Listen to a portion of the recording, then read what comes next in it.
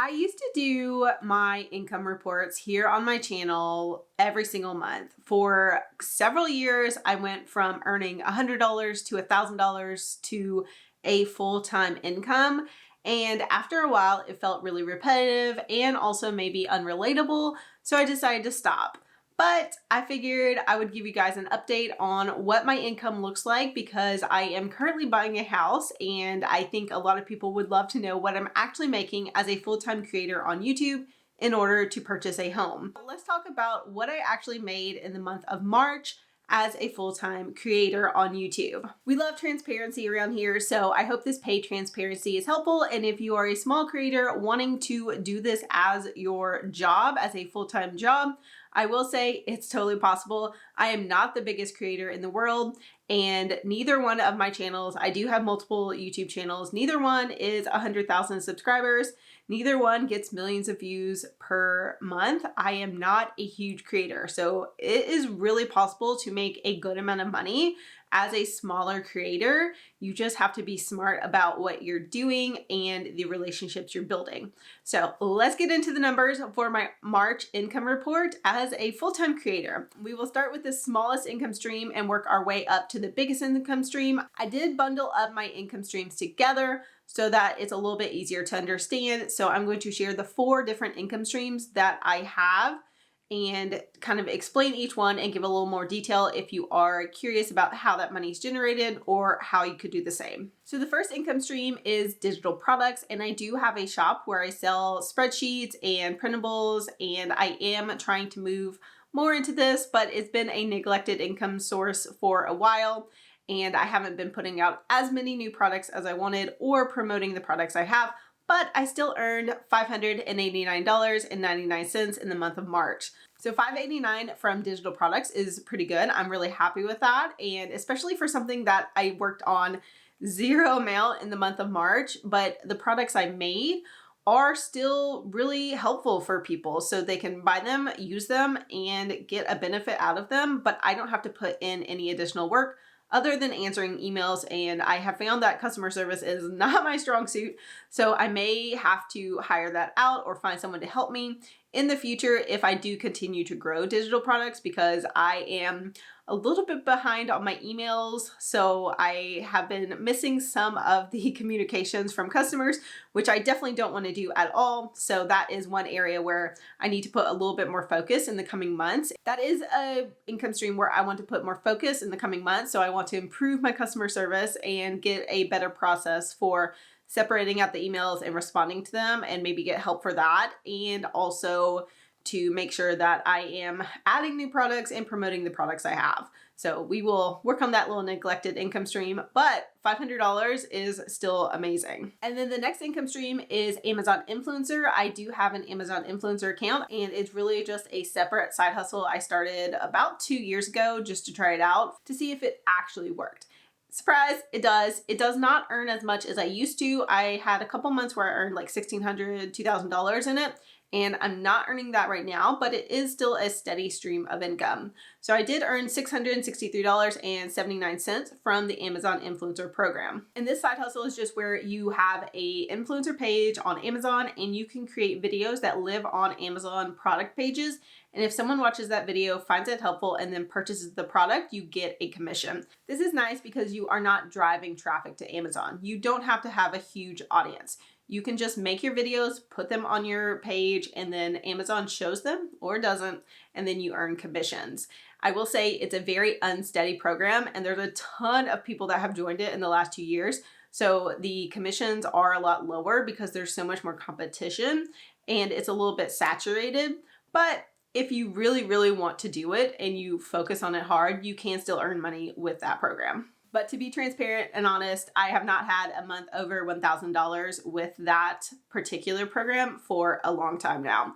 So it's one of my lower income streams, but I'm still so grateful to have it. Now let's talk about the ads that I earn on the videos like this one. So I make YouTube videos, and this is a decent chunk of my income actually, whereas a lot of creators don't rely on the ads on videos. I actually do, because it's a good chunk of money for me. And that's because the things that I talk about, the things that are actually my hobbies, like personal finance, earn more money on the ads that I get served with my videos than things like gaming or makeup. So that is in my benefit, but it's also something that not every creator can rely on. This is money that actually hit my bank account. I used to track it based on what I was earning in the month, but that is just unrealized and things could change. So if that money is not in my bank account, I no longer track it that way. I only track what has hit my bank account, what shows in my QuickBooks, and what is actually going to be paid to me. So the money from YouTube is from the month prior. Everything you earn in February is then paid out in March. Everything you earn in March is then paid out in April. So this is money from February, and in February, the income that I got paid in March was $2,609.19. So that was fantastic. My overall YouTube, all my channels earned $2,609.19. That is the benefit of having multiple channels. If one drops, the other one is there to kind of come up, or they kind of even out, and then piling them all together, I make a decent amount from ad revenue. But let's be honest, none of my videos go viral. I'm not a viral creator. So this is a long time of making videos that are pretty steady and consistent and slow burners. They don't go viral. I don't get a lot of traffic other than like search and my audience that I've built here.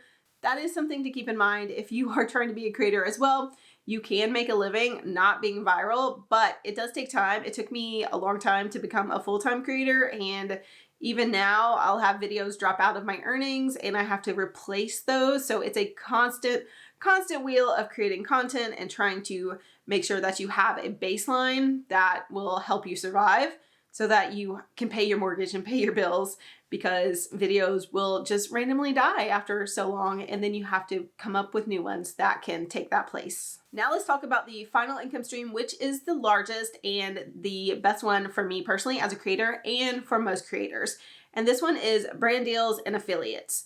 I did combine these because generally for me with brand deals, I do a brand deal where I get a certain amount paid for videos, and I do affiliate also. So it's a combination from the company. So I just combine this in my own tracking and for these videos so that it makes more sense, because it is all coming from brands. Even the affiliate deals are with specific brands. So it all gets lumped into the brand deals and affiliate category. And for this income stream, I earned $6,349.47.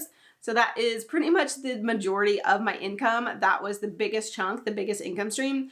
And I would say that for most creators, this is the case. Even if you're not doing a lot of brand deals, they still pay so much better than ads on videos. So every time you're doing a brand deal, you're going to be making more money than you would be making if you're just relying on video ads. For me, this number is enough for my family to live off of, but it's also not as much as I could be making. I do not take a lot of brand deals, and I do not sign up for a lot of affiliate deals just because I don't promote anything that I wouldn't personally use or tell my mom to go use. And that's kind of like my barometer of what I will promote. If I wouldn't say, hey, sign up for this to my own mother or do it myself, I will not promote it. So there's a ton of money I've left on the table, and I recognize that and I know that, but for me, I don't feel comfortable promoting certain things. I never felt comfortable promoting the crypto stuff that came into my inbox, and I say no to way more brand deals and way more money than I could accept. For now, that is kind of how I deal with brand deals. I only accept very, very limited ones.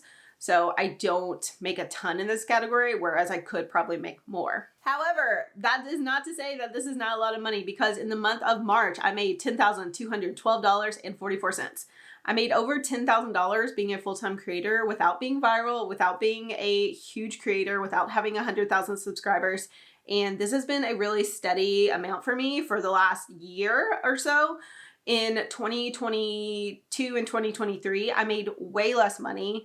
And then in 2024, I decided to get really serious and make sure that I was pursuing at least one or two brand deals a month and making sure that I was consistently posting videos. And since then, I've been able to make about $10,000 per month, almost every month since I started trying to do that. For right now, $10,000 has been a life-changing amount for my family. It has paid for all of our bills. It's allowed me to be there for my kids and to buy this next house and to make things happen that I never thought could happen. So it's been fantastic. So the $10,212 is what I brought in, the income that hit my bank account. And then I put aside 20% for taxes. That's just the amount that's worked for us and for what I have to pay based on all of our credits and my husband's income and our situation. It is very different creator to creator. Some have to save more and some save less. But for me, 20% is what my accountant and I have come up with and are comfortable with, and it's worked out really well. And then I do have 10% I set aside for expenses because I do pay an editor for some videos.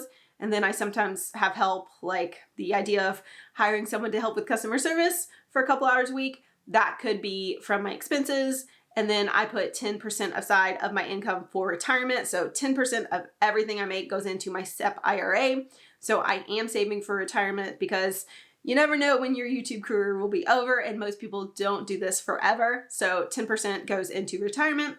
And then the 60% that's left is what pays me. So I do get paid weekly from that 60%, and that is how we pay our bills. Honestly, I do get a full-time income obviously from that. So 10,000, 60% of 10,000 is about $6,000 in a month.